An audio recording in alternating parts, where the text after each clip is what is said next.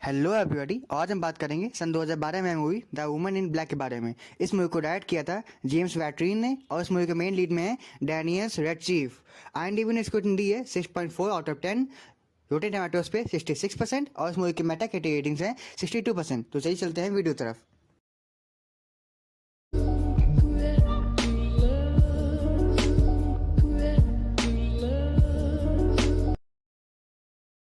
सो movie की starting में हम तीन लड़कियों को देखते हैं जो कि एक रूम में खेल रही होती हैं और तभी अचानक वो लड़कियां किसी को देखती हैं और उस रूम की विंडो से कूद कर अपनी जान दे देती हैं।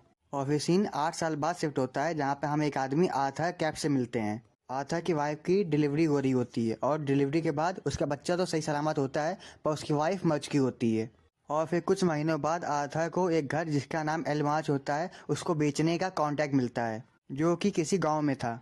आर्थर अपने बेटे को उसके केयर टेकर के पास छोड़ देता है और अकेला ही उस गांव की तरफ निकल पाता है।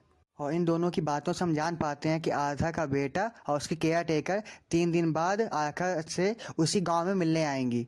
और रास्ते में आर्थर डेली नाम के एक आदमी से मिलता है जो कि उसी गांव में रहता है। पर डेली आर्थर को बताता है कि एल मार्च के लिए उसे कोई भी खरीदार नहीं मिलेगा।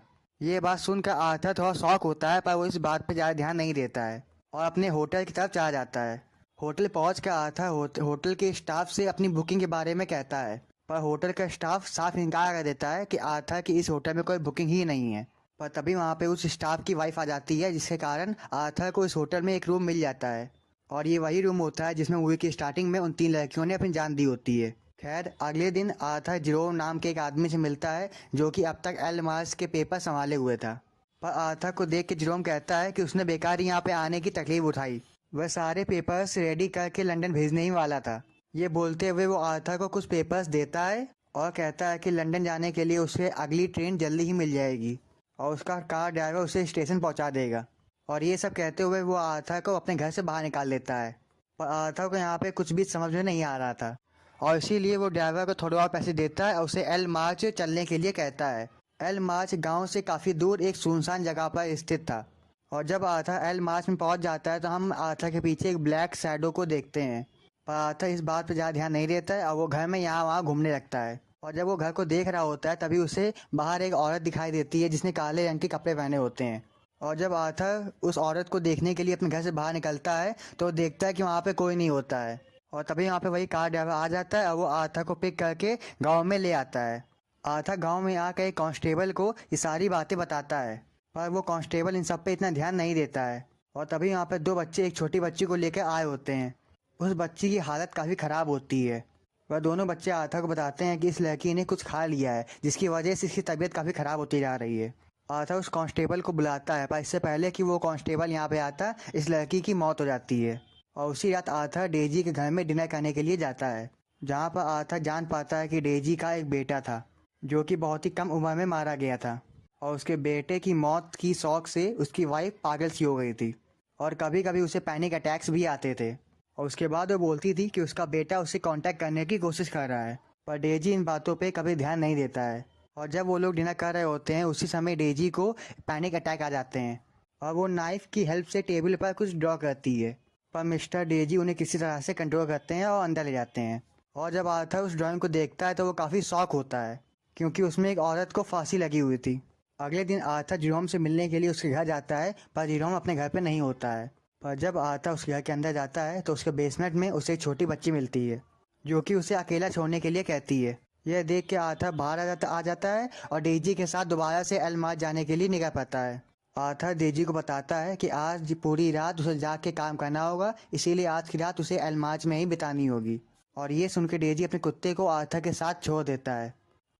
और जब आर्थर घर के अंदर आता है तब तक रात हो चुकी होती है और आर्थर घर की सारी कैंडल्स को जला देता है और फिर वो घर के कुछ पेपर्स को देखने लगता है।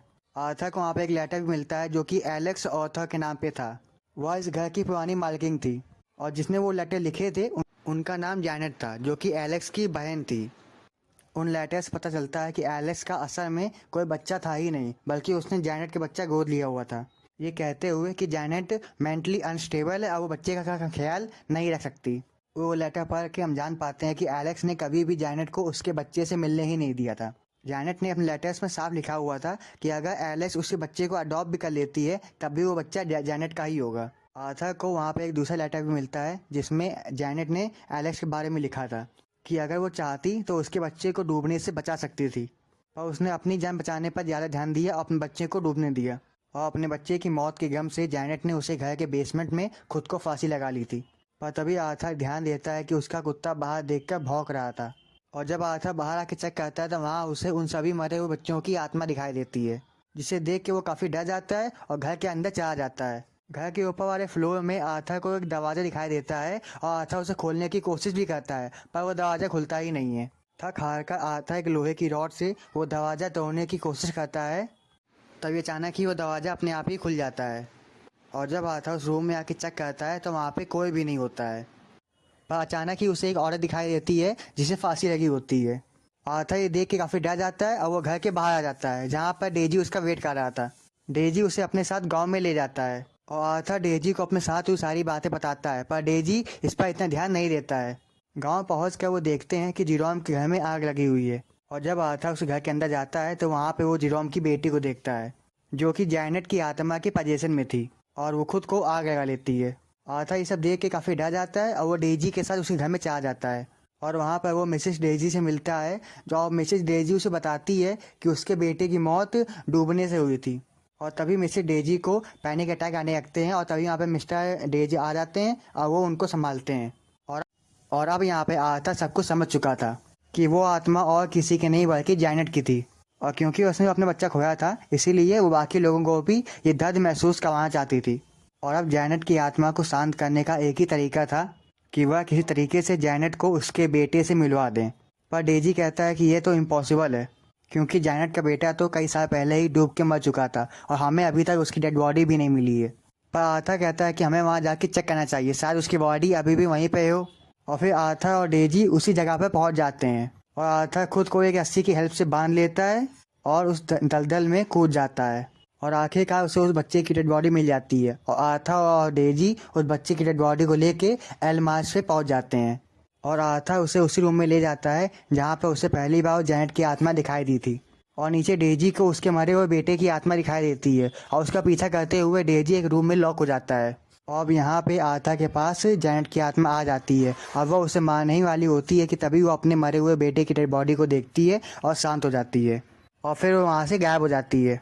और आर्थर नीचे आके डेजी को रूम से बाहर निकालता है और उसे बताता है कि अब शायद सब कुछ सही हो चुका है, और अब उन्हें जैनेट के बेटे की डेड बॉडी को जैनेट के साथ ही दफना देना चाहिए। आर्थर और डेजी दोनों ही स्टेशन पहुंच जाते हैं, और वहां पहुंचकर आर्थर अपने बेटे से और उसकी केयर टेकर से मिलता है। आर्थर तुरंत ही केयर टेकर से लंदन की 3 टिकट खरीदने के लिए कहता है, क्योंकि अब वो यहाँ पे नहीं रुकेंगे और वापस अगली ट्रेन से लंदन चले जाएंगे। केयर टेकर टिकट खरीदने में बिजी होती है और आर्थर डेजी से बात कर रहा होता है, पर तभी आर्थर गौर करता है कि उसका बेटा रेलवे लाइन पे चल रहा है और सामने से ट्रेन आ रही है। आर्थर अपने बेटे को बचाने के लिए ट्रेन के सामने कूद जाता है, पर ट्रेन उन दोनों के ऊपर से निकल जाती है, और डेजी सब देख के काफ़ी डर जाता है। और जब आर्थर अपनी आंखें खोलता है तो उससे सामने अपनी वाइफ दिखाई देती है। इसका मतलब अब आर्थर और उसका बेटा दोनों ही मर चुके हैं, और अब आर्थर अपने बेटे को लेके अपनी वाइफ के साथ चला जाता है, और अब ये तीनों एक साथ होते हैं। और अब मूवी के एंड सीन में हम जैनेट की आत्मा को देखते हैं जो कि काफ़ी दुखी होती है, और इसी के साथ ये मूवी ख़त्म हो जाती है।